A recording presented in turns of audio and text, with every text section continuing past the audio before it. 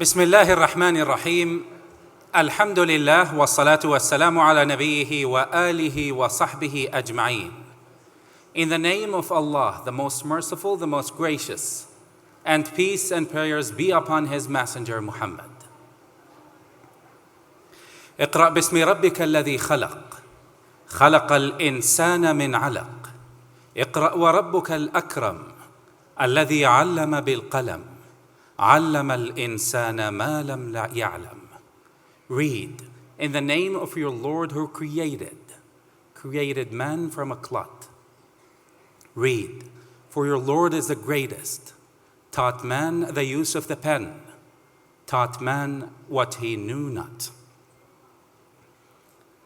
أصحاب المعالي، أصحاب السعادة، السيدات والسادة الكرام، المبدعون والمبدعات، السلام عليكم ورحمة الله وبركاته. أسعد الله صباحكم بالخير والمسرات، وأهلا ومرحبا بكم في ملتقى ومضات، وهو أحد فعاليات المهرجان السعودي للعلوم والإبداع. قبل أن نبدأ نود أن ننوه إلى بعض الأمور. نأمل منكم وضع الهواتف الجوالة على الوضع الصامت. Please keep your mobile phones on silent mode. الترجمة الفورية من العربية إلى الإنجليزية ومن الإنجليزية العربية متوفرة، بإمكانكم استخدام أجهزة الترجمة. نأمل بإغلاق جهاز الترجمة في حال عدم استخدامه حتى لا نزعج الآخرين. Please be advised that the conference is translated from English to Arabic and Arabic to English. Please make use of the translation headsets provided by our hosts. And please have them shut down when not in use. كما نود التنويه إلى أن مخارج الطوارئ مضاءة بالأخضر خلفكم ويمينكم وعلى يساركم في حال الإخلاء الطارئ لا قدر الله. Please observe the emergency exits behind you, which are illuminated in green in cases of emergency evacuation, God forbid. إذن ملتقى ومضات هو أحد فعاليات المهرجان السعودي للعلوم والإبداع، وهو ملتقى علمي يهدف إلى مساعدة الموهوبين والمبدعين والباحثين على استشراف آفاق جديدة للمعرفة المستقبلية، والإسهام في نشر ثقافة الموهبة والإبداع لدى الطلبة والمعلمين وأولياء الأمور، ورفع مستوى فهم العلوم في المجتمع. ويستضيف الملتقى نخبة من المتحدثين والخبراء المحليين والدوليين. قبل أن نبدأ الجلسة الأولى من جلسات هذا اليوم، ننوه بأننا نأمل منكم تعبئة استبانة التقييم الإلكترونية. بإمكانكم مسح QR code الموجود في هذه الورقة الموجودة على الكراسي، وأيضا المعلقة على جدران القاعة. إذن الجلسة الأولى من جلسات هذا اليوم يرأسها المهندس عمرو مدني، وهو المدير التنفيذي لمعرض مشكات التفاعلي للطاقة الذرية والمتجددة. فليتفضل هو والمتحدثين مشكورين.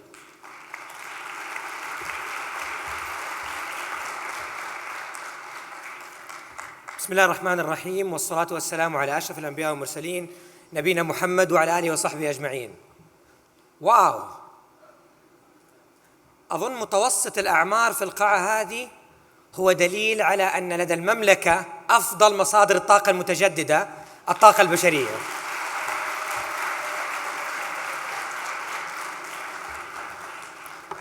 العقول الشابة، القلوب والتطلعات التي تسعى لبناء هذا الوطن. تتقدم التقنيات العلمية بسرعة هائلة، ونعيش اليوم الكثير مما كان خيالاً علمياً مستحيلاً في الماضي القريب، وأعني القريب جداً. إلى أين تنطلق تلك المركبة العلمية الجامحة؟ اليوم يحدثنا البروفيسور ميتشو كاكو لنستكشف معاً هذه الرحلة. البروفيسور ميتشو كاكو من أبرز الشخصيات العلمية في عالمنا اليوم، فقد اشتهر في مجالين. الأول هو في نظرية الحقل الموحد لألبرت أينشتاين، والتي يحاول دكتور كاكو من خلالها استكمالها واكتشاف the theory of everything. ولكن البروفيسور كاكو أيضاً يعمل بجامعة مدينة نيويورك في الفيزياء النظرية، وهو خريج جامعة هارفارد، وهو أيضاً من الكتاب الذين أضافوا كلمة الفيزياء لقائمة الكتب الأكثر مبيعاً في قائمة نيويورك تايمز ليست، ولم يعلموا عن الفيزياء قبلها، فدخلت الفيزياء عالم الكتب الأكثر مبيعاً من خلاله.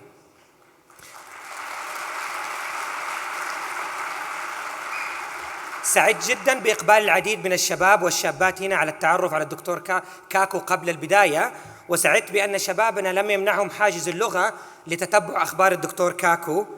Professor Kako, we're honored to have you, and I'd like to welcome you to stage.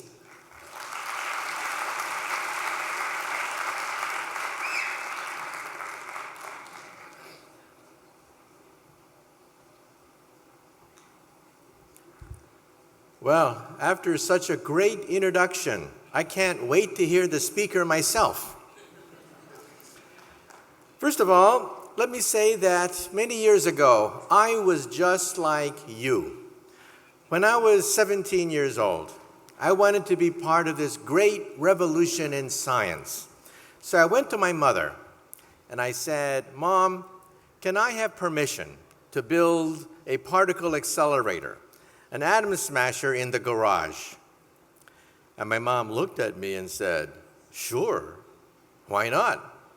So I went to the electronics store.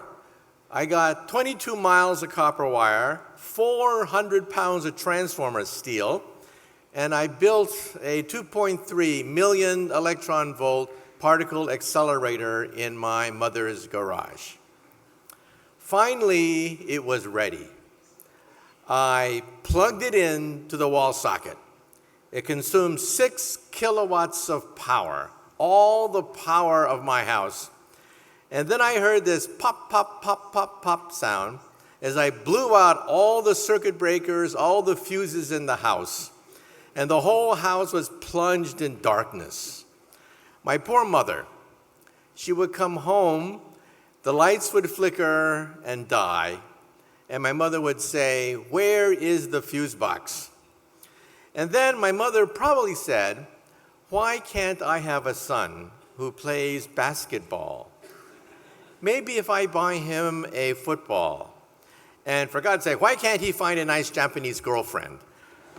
What's wrong with him?" Well, there was nothing wrong with me because I was hooked on science.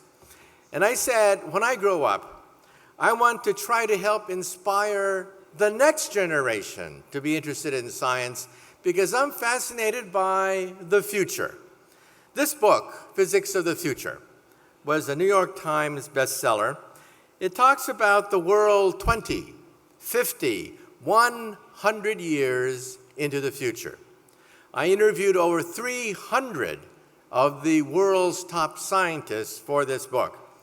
And my other book, Physics of the Impossible, goes 500 years into the future, when we might have starships, telepathy, teleportation, maybe even time travel. And my latest book, I'm proud to say, hit #1 in the United States. It was the #1 book in the United States. And it talks about the future of the mind, the future of telepathy, telekinesis, moving objects with the mind, communicating mentally with the mind. We can do this in the laboratory now. In the future, when you walk into a room, you will mentally control the computers, mentally control the internet, mentally use appliances. That's possible today. But today, let us talk about the past, and then let us talk about the future. When we look at the past, we have to realize that the Islamic civilization made many critical breakthroughs that have revolutionized the world. If you take a look at the Islamic contributions in astronomy, optics, physics, medicine, architecture, we see that these inventions helped to propel society going back to 1,000 years ago. 1,000 years ago, Europe was the backwater of the world. Europe was a net consumer of science. Europe did not create science. Europe was a consumer of science and technology. But look at what the Islamic civilization was capable of. First of all, astronomy, understanding the motion of the earth, the motion of the stars. The names of the stars, even today, bear this legacy. Algol, Altair are some of the names of the great stars in the heavens, names given by Islamic scholars. Optics. Islamic scholars were the ones who figured out how light bends when you stick a rod in water. If you stick a rod in water, it bends. How much does it bend by? They worked out the formula that is the basis of all of optics. And algebra is an Arabic name once again. Algebra, a tremendous breakthrough in our understanding of mathematics, came from the Islamic world. Medicine, mathematics, architecture, optics, mathematics, pioneered in the Islamic world. Then in the 1800s,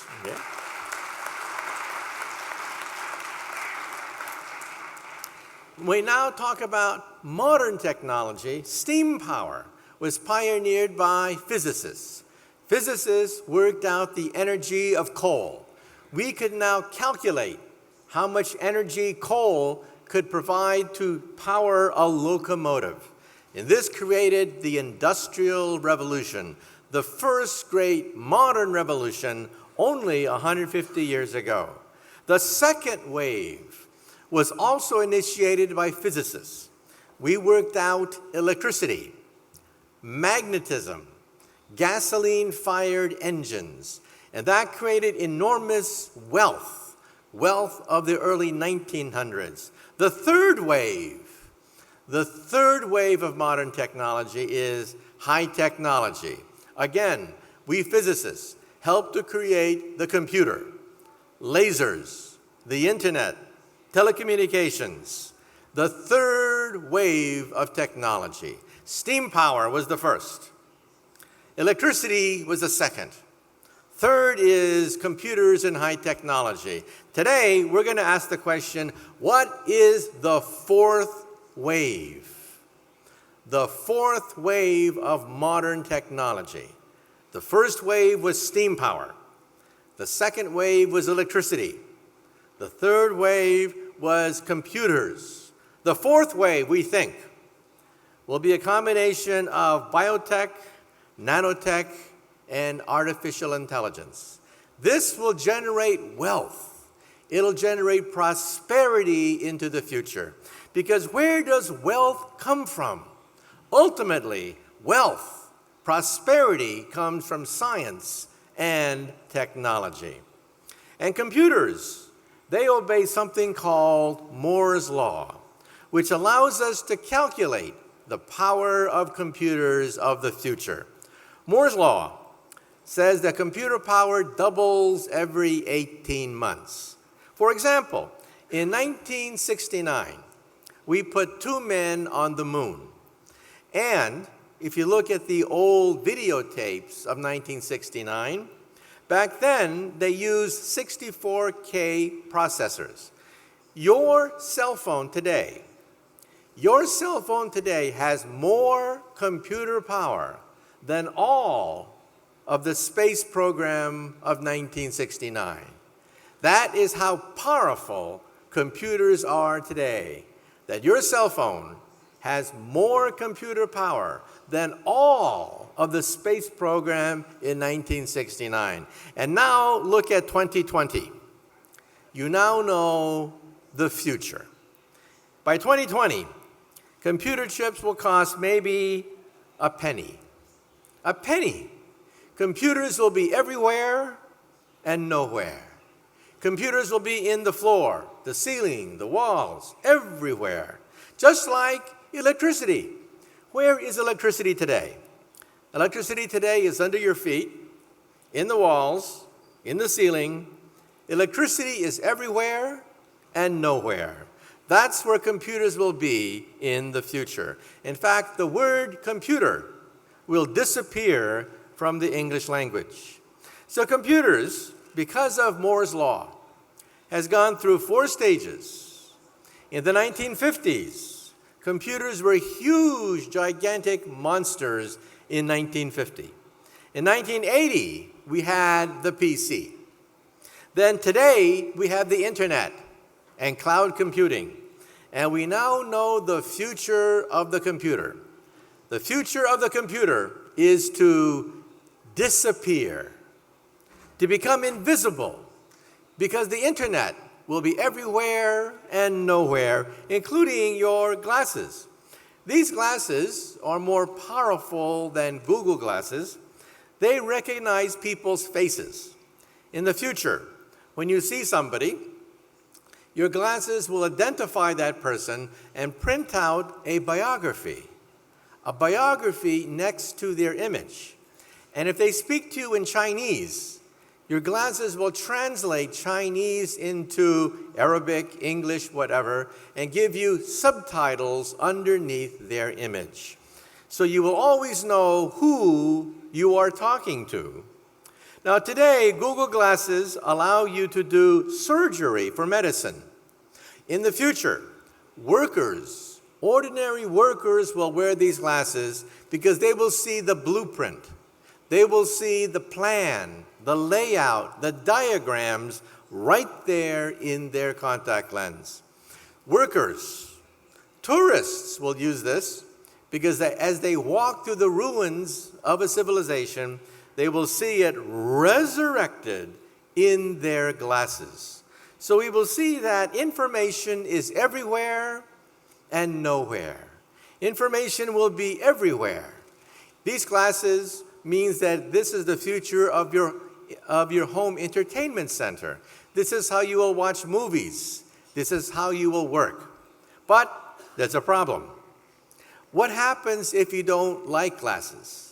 What happens if you cannot wear glasses? Then what do? Then in the future, you will blink and you will be online. The internet will be in your contact lens. And who were the first people to buy internet contact lenses? Students just like you taking final examinations. You will blink and see all the answers to the exam right there in your contact lens. Who else will use this? Again, workers. Workers in the oil fields, workers in the factory will see diagrams, blueprints, instructions everywhere they go. If you are driving in a car, you will see a description of everything you're looking at in your contact lens. So in other words, the internet, with all its knowledge, will be right there in your contact lens. This is how you will buy things in the future. You will look at something, blink, and you will buy it. Everything will be done by blinking in the future. This is called augmented reality. Virtual reality is for children. Virtual reality is when you put on goggles and you see a cartoon. That's called virtual reality. This is augmented reality. When you see a description, an explanation of what you are looking at. This is how we will learn in the future. This is how workers will have instructions, Tourists will know what they are looking at. When you drive your car, you will understand what is around you. And it was first introduced in the movies. This is the movie Terminator. And when the robot identifies the victim, there's a biography of the person. So in the future, workers, soldiers, scientists, students will have infinite knowledge by blinking. In fact, the military already has a version of this. You stick it on your helmet and you flick it over your eye, and immediately you see the internet of the battlefield. So we're talking about the digitalization of life. One by one, every aspect of our life will be computerized. For example, money. Today, in Europe, you can buy things with your cell phone. You point and click, and this is how you buy things. In the future, beyond that, you will simply blink, and you will buy things. So the cell phone of the future, what will it look like? The cell phone of the future will have intelligent paper inside. You scroll out intelligent paper, and you can create a screen as big as you want. So your cell phone will have the power of a large computer because paper will become intelligent. In fact, we can make yards of intelligent paper. This is the future of wallpaper. Wallpaper of the future will be intelligent. You will talk to the wall will change color, different movies, different people, whatever will appear in your wall. And this is also the future of medicine. Let's say that it's 4 o'clock in the morning and you feel sick and you have to see a doctor real quick. What do? You go to the wall and you say, mirror, mirror on the wall, I want to see RoboDoc right now. Boom, RoboDoc appears. RoboDoc is an animated doctor that speaks perfect language and accesses the internet to give you medical advice almost for free. You will have a doctor in your wall. Let's say you're in a car accident and you have to talk to a lawyer real fast. What do? You talk to RoboLawyer. RoboLawyer is an animated, artificially intelligent figure that gives you legal advice. If you are in the oil fields and there's an emergency, some parts break down, what do? You talk to RoboEngineer. RoboEngineer knows how to fix oil wells. RoboEngineer knows all about oil. So in the future, you will have expert systems that access the internet, that are artificially intelligent, that understand medicine, the law, engineering almost for free. Sound advice in your wallpaper.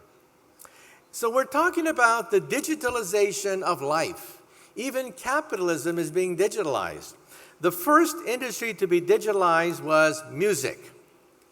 We scientists told the music industry that a song is nothing but 1 megabyte of memory. That's nothing. The internet will eat up music. But the music industry said no. The music industry said people will always buy music the old-fashioned way. Wrong. You know who controls the music industry today? You children already know this. Who controls music today? Apple computers through iTunes. And so the lesson is clear. The lesson is clear. And that is, it's inevitable that society will also be digitalized. Now it's media. Now it's newspapers, the movies, books. They are being digitalized even as we speak, so that your cell phone, your iPad, your tablet can access almost infinite amount of knowledge. So what's next? What's next to be digitalized is transportation, medicine, education. They are next to be digitalized. So this is your living room of the future. This is how you will relax.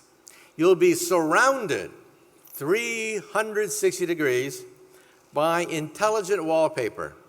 You simply talk to the wall, and all of a sudden, you're in a sports arena. You talk to the wall, all of a sudden, you're in an ocean liner. You're in a jet plane. You're in a rocket ship. Just by talking to the wall, you change everything around you. So one by one, everything in our life will be digitalized. Things will be easier to use. We will be able to talk to things. Life will be easier as a consequence. Already, chips are being placed in toys, so that when you buy a toy today, it's intelligent. This is actually creating a problem for the English language. We have a contradiction in terms called smart Barbie dolls. That's a contradiction in terms. Another contradiction in terms is Microsoft Works. That's also a contradiction in terms. Television will be digitalized. 3D TV without glasses. That has been the goal of television for the last 50 years, and we failed until now. We did it. We can now make 3D without glasses. The secret is the screen, not the glasses. There are no more glasses. The screen consists of thousands of vertical lines. Each vertical line is a prism. It cuts the image in half. One half goes to the left eye, one half goes to the right eye, and you have 3D without glasses. This is going to revolutionize television. This will be in your living room in the next few years. And how will you buy things in the future? Let's say you want to buy a wedding dress or a suit. You finally found it, the perfect dress, right color, right shape, but wrong size. What happens today? No sale. But in the future, your 3D measurements are in the cloud. The cloud already knows exactly your 3D measurements, and they will cut exactly what you want and send it to you. This is called mass customization, not mass production. Mass customization. What you want, you will get. And this is the future of manufacturing. Right now, we have mass production of tools, mass production of machine parts. In the future, you will do it in a printer, a 3D printer that can print almost anything you want. Look at what you can do. You email the blueprint to your friend. The friend then prints out a beautiful three-dimensional object. Machine parts can be done this way. If you were an oil worker and a part breaks down, you can email that part and print it out on the spot. So this is going to revolutionize the way we view manufacturing. Manufacturing will also be digitalized. And this is your office. This is the office of the future. Notice that there's no PC. No PC. These are called scrap computers. They only cost a penny a piece. You scribble on them and then throw them away because computers cost a penny. So where will the PC be in the future? In the future, the PC will be in a museum. And this is your cubicle of the future. This is how you will work. You'll be surrounded by beautiful, flexible, color, 3D television. It will be so beautiful, you will never get any work done in the future. And this is the classroom of the future. Today, if you are sick, you go home and you miss that day's instruction if you're sick. In the future, you will have a surrogate. A surrogate is your teacher. The surrogate has a TV camera. You can see the teacher in the TV camera. And the teacher can see you in that surrogate. So in your class, the surrogate will be in your chair. The teacher will see you sitting in that chair through the TV screen.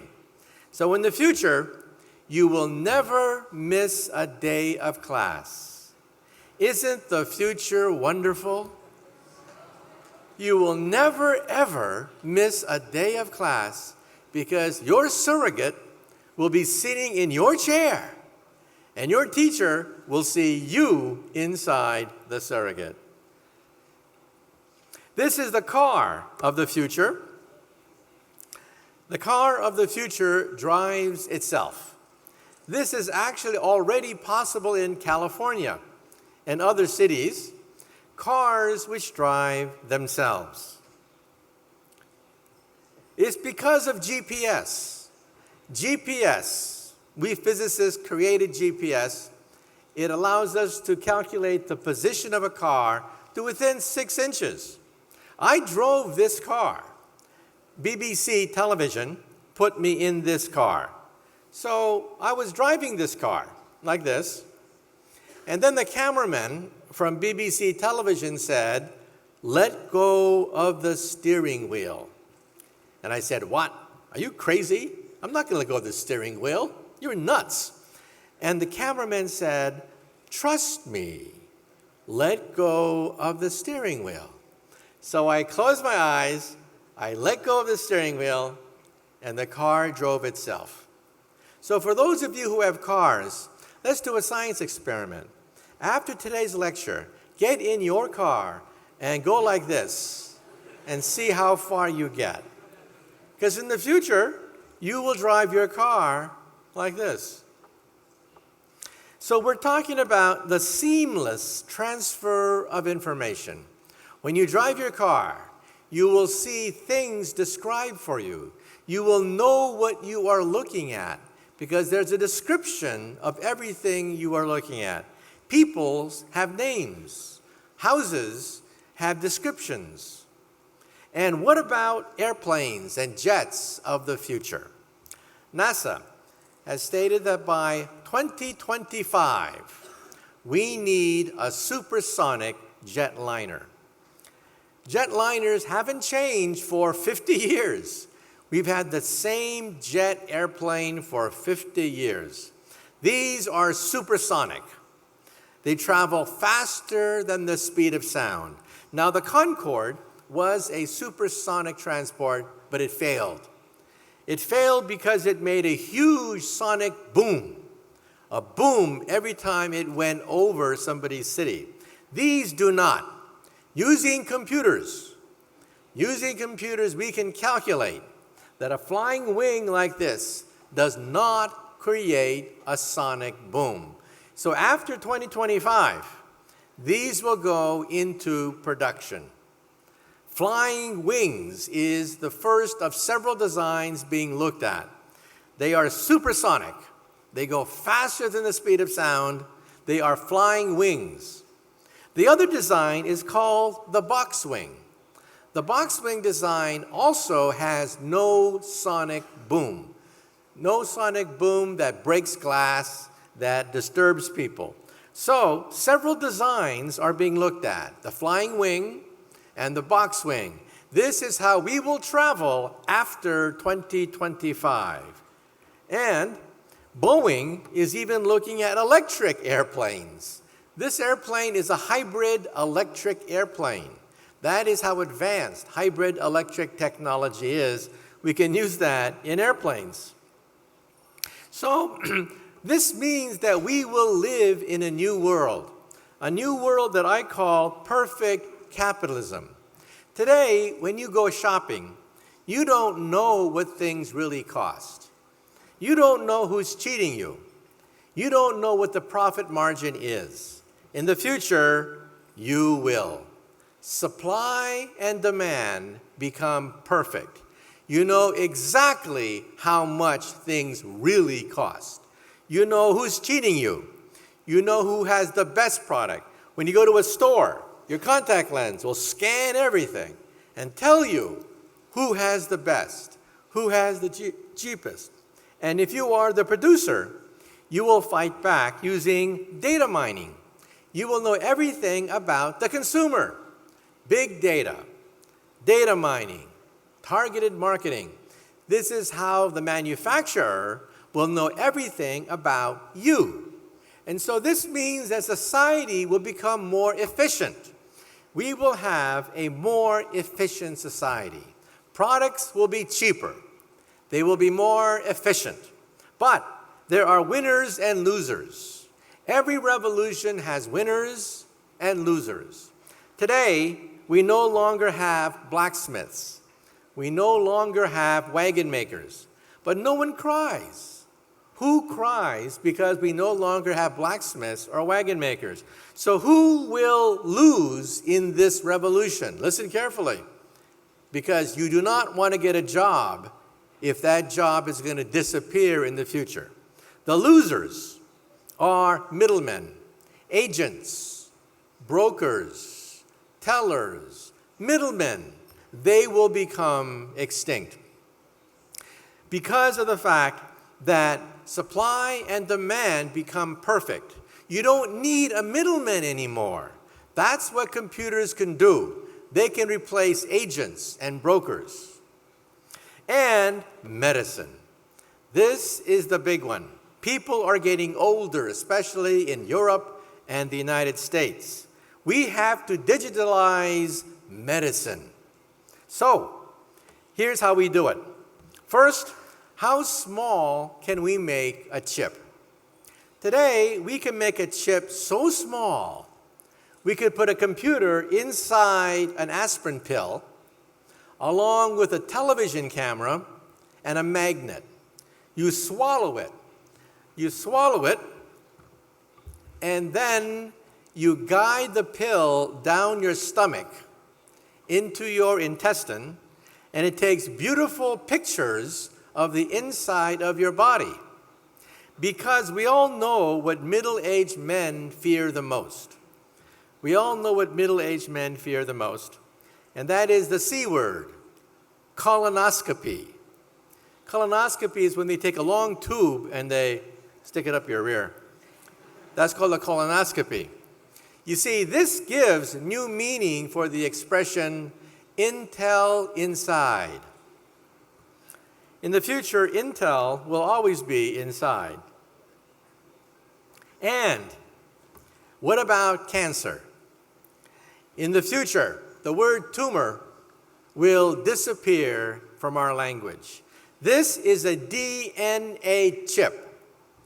Using Silicon Valley technology, we can create a chip so sensitive it can identify cancer in your blood, cancer in your urine, 10 years before a tumor forms.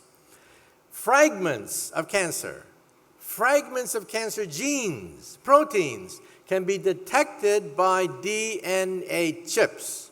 So the word tumor will gradually disappear from the language. And then, if you need body parts, we will grow them. This is an ear. It is made out of plastic. You take cells from your ear, put it inside the plastic. They grow to create a perfect ear. Then the plastic dissolves, leaving a perfect ear. This is bone on the left. From your own cells, we can grow bone. On the right is cartilage, noses and ears on the right. And then this is a bladder, a complete human bladder grown from a young girl's own cells, and it works. They place this inside a young girl, and it works. Beyond that, windpipes. We can now grow entire windpipes. The next to be grown is the liver. We cannot yet do that, but the liver, the kidney, lungs, ultimately we hope to grow them in the laboratory. So one day, organ failure will disappear from the language. We will simply grow organs of the body. And this is now the brain. We can now see inside the thinking brain. Blood flows in the brain. Using MRI, we can trace the movement of blood in the brain. On the left is your brain when it tells the truth. When you tell the truth, nothing much happens to your blood. But on the right is your blood when you tell a lie. When you tell a lie, first, you have to know the truth. Second, you have to create the lie. Third, you have to calculate the consistency of the lie with all the other lies you've been telling all these years. That's a lot of brain power. Your brain lights up like a Christmas tree, okay? And also, we can test many theories of the brain this way. Many parents, for example, your parents are probably convinced that teenagers suffer from brain damage. Yes, every parent knows that their children suffer from brain damage. It's true. Using MRI, you can show that teenagers do not have a prefrontal cortex that is well developed. It is absolutely true. Another old wives' tale that people often talk about is that sometimes, you've noticed this, sometimes men, when they talk to a pretty girl, they start to act stupid. Why is that? Well, with the brain scan, you can actually see that when a man talks to a pretty girl, blood drains from the prefrontal cortex, and the person becomes stupid. The person becomes mentally retarded because blood drains from the prefrontal cortex. We can see this now using MRI machines. And what do we want to do with it? One thing is to give the gift of life to people who are paralyzed. Many people have disease, car injuries. Many people have injuries to the spinal cord in sports.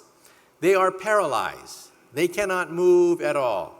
We can now put a chip in their brain, shown here, connect the chip to a computer. And these people can now read email, write email, surf the web, and operate household appliances, and even operate mechanical arms and legs. This woman here on the left is totally paralyzed.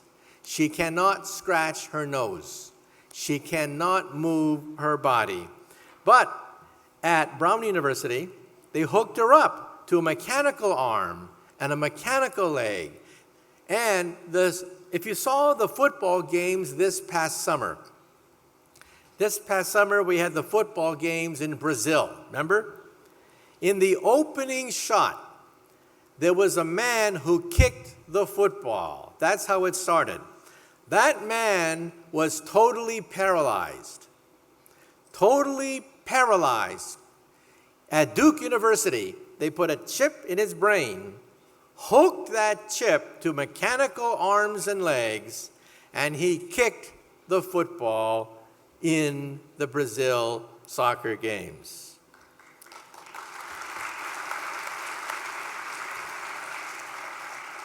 Eventually, this knowledge will become part of our daily life. On the upper right, they sell this in Japan. It is a headband that picks up brain waves, and it's connected to 2 ears. So in Japan, if you talk to someone who's interesting, the 2 ears light up. If you talk to someone who's boring, the 2 ears go like that, okay? So in Japan, you always know if you are impressing the girl or the boy because the ears stand up. Otherwise, they go down like that. In fact, in my course, I want to give my students these ears so I know who's listening to my lecture and I know who's falling asleep in my lecture. On the left, Silicon Valley is getting interested in this. In the future, maybe there's no more mouse. Why do we have to have that mouse? Why not simply think, and type? Think and move the cursor on the screen. This is a real possibility now. So what about people who have Alzheimer's disease? The population of Europe is aging. We will have millions of people with Alzheimer's. We need a brain pacemaker, and that's coming next. We can now record memories.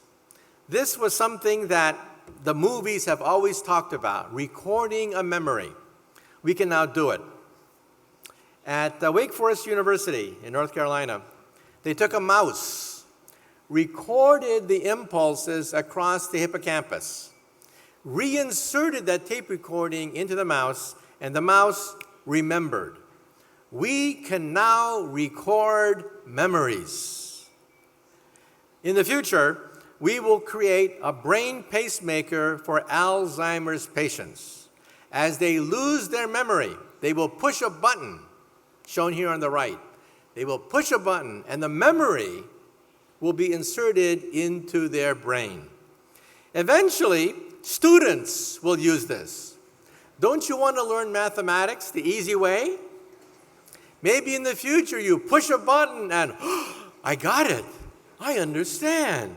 I can pass algebra now. And it is also possible to photograph a thought. This is very new, done at the University of California. On the left is the brain in a brain scan. We can calculate blood flow in 30,000 places in the thinking brain. We now put that data, 30,000 pixels, into a computer. The computer then analyzes the 30,000 dots and creates a picture of what you are thinking of. Look on the right, on the top is a real picture. Below that is what you are thinking. We can actually photograph your thoughts now. The thoughts, of course, only 30,000 dots, not very good, but it also means we can photograph a dream. When you fall asleep in the MRI machine keeps on going and prints out memories, prints out what you are dreaming about. So one day when you wake up in the morning, you will push a button and you will see the dream that you had the previous night. And what about the aging process? As I mentioned, America, Europe, China, people are aging. We do not have a solution for this problem, but we are now unraveling the genes that seem to control the aging process. So maybe sometime in the future, when you hit the age of 30, you may want to stop. You may like being 30. You may want to be 30 years old for many, many decades. We cannot do this today. But in the future, it may be possible that we could stop the aging process. And lastly, what about true robots? Well, true robots have been a disappointment. Robots of today are not very smart, but they can do repetitive tasks. On the lower left is a robot cook. It can actually cook dinner. It's not very smart at all. But if you program it, it will cook dinner for you on the lower left. On the upper left is a robot nurse. It'll pick you up and put you in bed. Why is Japan building these robots? Japan is the world's leader in these building robots. And the reason is Japan is getting older. It is aging faster than any other nation on the planet Earth. And so these are the future of nurses. We will have mechanical nurses, and mechanical cooks. But the real jobs, jobs that require imagination, jobs that require experience, they cannot be replaced by robots. So if you are looking for a job of the future, look for a job that requires science, innovation, analysis, imagination, innovation, creativity. Those jobs cannot be replaced by robots. And let's now have the video. We're now going to go into the future and visit a hospital. What will a hospital look like in the future when, let's say, you have a heart problem and you have to create a new heart valve? What will a visit to the hospital look like 50 years from now? Let's have the video from the Discovery Channel. Let's have the video now.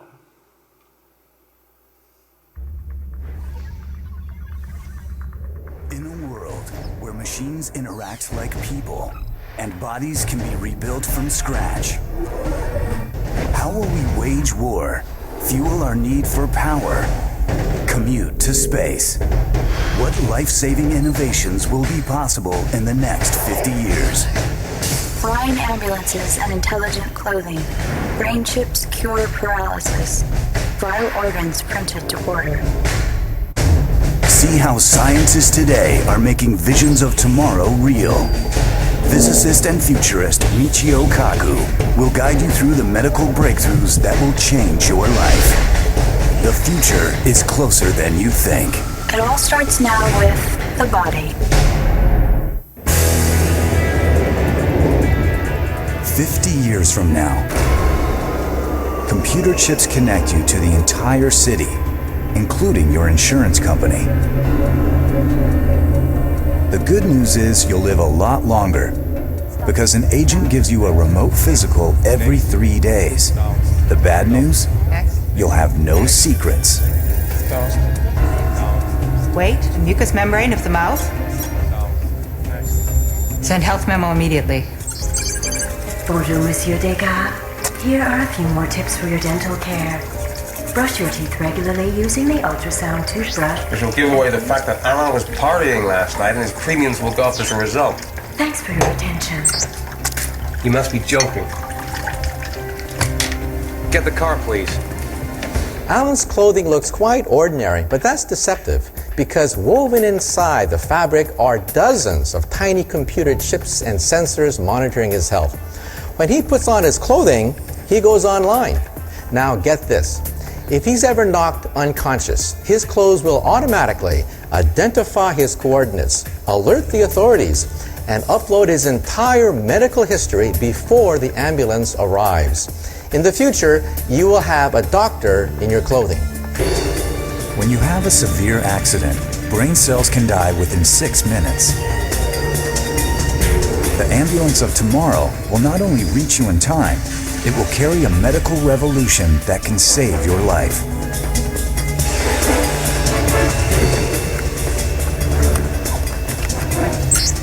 Patient data registered. Alan Degas. Platinum class confirmed. Loss of blood, 35%. I suggest reversible death. Okay.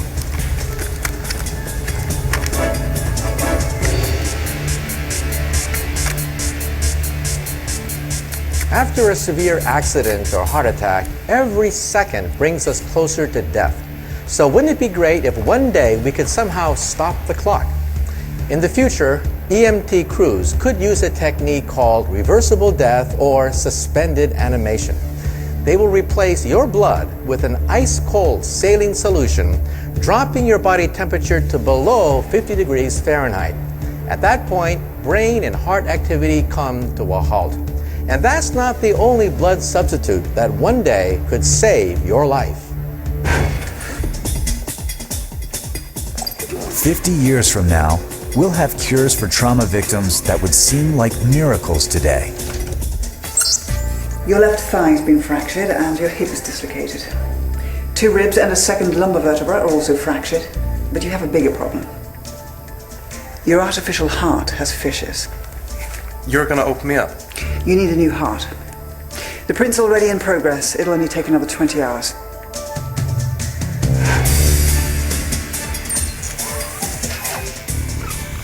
Iris scan identified. Marie Balzac. Status, cleared for security zone. Have a nice evening.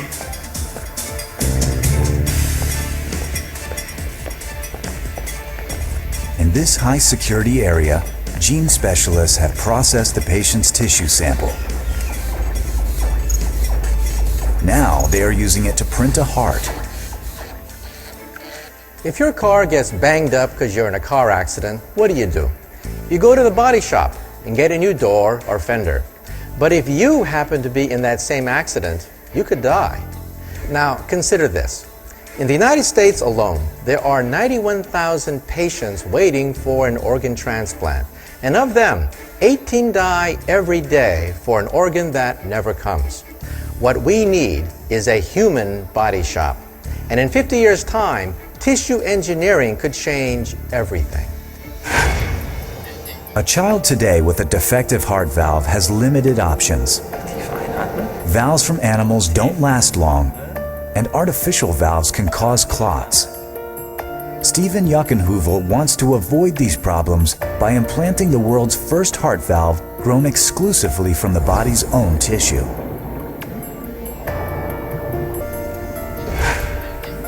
Within an hour, he has the rough form of a heart valve, which he places in a bioreactor.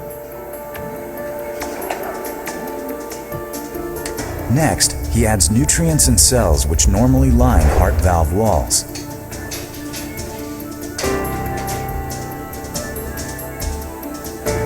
The cells latch onto the structure and start to grow. Within just 3 weeks, a complete heart valve has formed. Finally, a pump exercises the valve to strengthen its walls so it can withstand the high pressures in a human heart. Patient hypotherm. During surgery, doctors won't have to touch the patient. Body temperature 46 degrees. Blood completely replaced with plasma solution. Instead, surgeons will manipulate a 3D model of the body.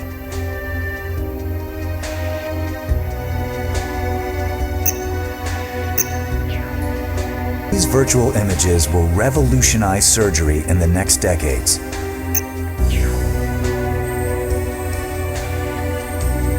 With a click, doctors can switch from a scalpel to a saw. They open the thorax virtually, while robotic arms perform the actual incisions. Are all the main arteries blocked? Yes, you can remove the organ.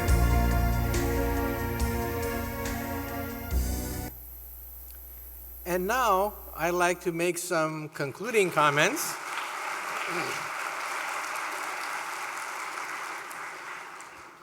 When I was a child, my role model was Albert Einstein.